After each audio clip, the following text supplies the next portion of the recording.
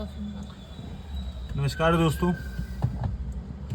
आज ऐसे एक चीज़ सोच रहे थे कि ऐसा लग रहा है कि एकदम पुराने ज़माने में चले गए जहाँ जमींदारी सिस्टम चलती थी, जहाँ पे गांव के जमींदार ब्याज पे पैसा देते थे किसानों को और गरीब लोगों को, और उसी के ऊपर फिर ब्याज लेते थे, फिर उसी ब्याज को मूल बना के देते थे, फिर उसके ऊपर ब्याज लेते थे।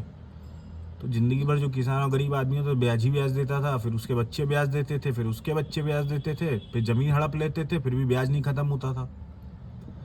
अभी कहानी के पीछे लॉजिक ये है यार, अपना टैक्स सिस्टम भी ना कुछ वैसा ही है। पहले इनकम करो, उस पर इनकम टैक्स दो, फिर जो बचे जो खर्चा करो फिर उस पर टैक्स दो।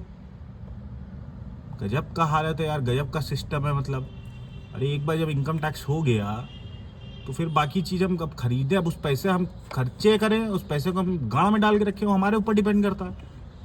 उसमें अगर हम कुछ खर्च रहे हैं तो उसमें भी टैक्स चाहिए, और फिर जहाँ हम उसमें टैक्स दे रहे हैं, अब जो आदमी उसको बेच रहा है हमको, उसके ऊपर फिर इनकम टैक्स लगेगा। अब वो जहाँ कोई चीज़ बाय करेगा उसके ऊपर फिर टैक्स लगेगा। गजब चूतियापंती है। मतलब सांस लो तो टैक्स, हग लो तो टैक्स, मूत लो तो टैक्स, टैक्स से टैक्स। फिर उसके बाद लोग सवाल पूछेंगे इंडिया डेवलपिंग कंट्री है हमारी, इंडिया में ग्रोथ है। अरे भाई इतना ग्रोथ है, इतना डेवलपिंग है, इतना तो देशभक्त था विराट कोहली, वर्ल्ड कप जीताया, इतना अच्छा रैंकिंग, इतना अच्छा पैसा, फिर काहे छोड़ के चला गया इंडिया? काहे लंदन शिफ्ट हो गया?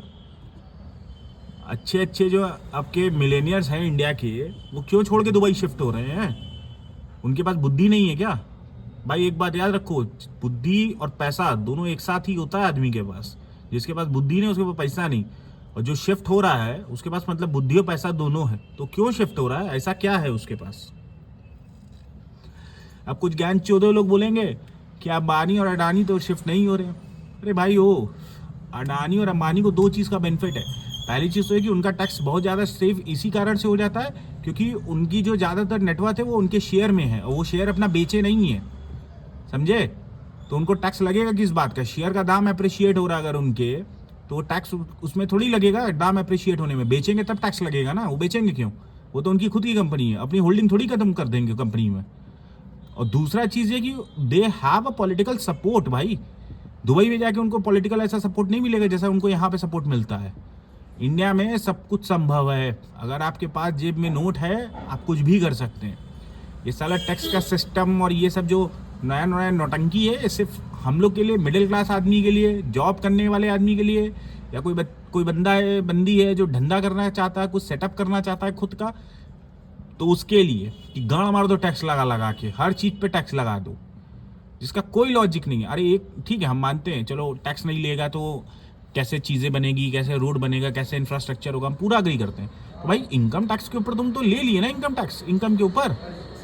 अब हर चीज़ पे अब हम पैसा, मान लो हम लाख रुपए कमाए, 30,000 रुपये तुम काट लिए, अब जो 70,000 रुपये बचे, अब हम 70,000 के ऊपर भी टैक्स दे रहे। हम 20,000 रुपये कोई संभाला है, 18% GST उस पर भी, 3600 रुपये वो भी निकल गया हमारा। अगर ऐसे देखा जाए तो पता चला हम बाकी जो अपना बचा हुआ 70,000 रुपये खर्चा कर रहे हैं उसमें भी और टैक्स पे टैक्स लग रहा है, 5,000 रुपये वहाँ भी हमारा हवा हो जा रहा है। तो साल का मतलब 40-45% हम टैक्स ही भर रहे हैं। कोई लॉजिक है इस बात का? मतलब 12 महीना काम करके, अगर आप देखो 12 महीना काम करने के बाद है आप 3-3.5-4 महीने का तो कमाई आप गवर्नमेंट के लिए काम कर रहे हो, मतलब खुद के लिए फिर क्या घंटा काम कर रहे हो? और उसके बाद हम लोग डेवलप कंट्री हो गए हैं, हमारा देश में ये नाम हो गया, हमारा फलान में ये नाम हो गया, हमारा ढिमकान में ये नाम हो गया। अरे भाई हम भी, देशभक्ति अपनी जगह, एक प्रैक्टिकलिटी अपनी जगह है, हमको भी इस देश से प्यार है, लेकिन हमको ये जो पॉलिटिकल सिस्टम है, ये जो टैक्सेशन का सिस्टम है, इससे प्रॉब्लम है। हमको देश से कोई प्रॉब्लम नहीं है, यहाँ के इंसानों से कोई प्रॉब्लम नहीं है। यही चुतियाप चलता रहेगा, लोग जाते रहेंगे, लोग गरीब लोग मरते रहेंगे ऐसे ही। फिर इलेक्शन का टाइम आएगा, या तो कोई पाकिस्तान वाला नौटंकी चालू करके अपना वोट खींच लेंगे, या तो हिंदू मुसलमान का रंडी रोना रो के खींच लेंगे। चलेगा ही बकचोदी, हम लोग भी ऐसे ही चलते रहेंगे। 2 दिन गुस्सा आएंगे, एक दिन ताली बजा देंगे, मोदी जी ने बहुत अच्छा काम किया। चलो करो, यही चलाते रहो, और क्या बोलें।